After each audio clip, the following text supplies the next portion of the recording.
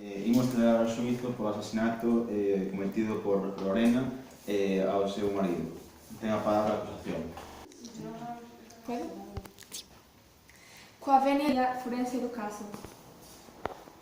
Vai presentar a defensa o testigo. Imos celebrar o xuízo por asasinato cometido por Lorena ao seu marido. Ten a palabra a acusación. Isto provocou trastornos psicológicos. Por suposto. Como era o trato que lle ingería o seu marido hacia usted? Totalmente vejatorio. Era unha persoa machista, de educación antigua,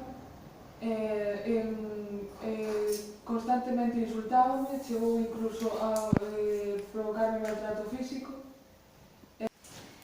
Lorena, onde estaba vostede entre las 9 e las 12? No supermercado.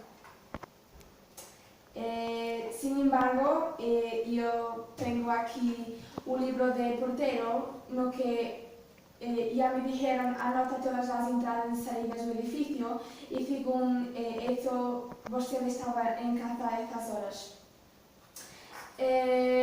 ¿Por qué fueron atopadas pastillas tranquilizantes no corpo de su marido? Porque eu tiña pastillas antidepresivas por toda a casa debido aos meus trastornos provocados por ese trato de violencia de género que xa dixemos antes. Entón, o asesino, que non fun eu, debeunas de ver e utilizounas como excusa.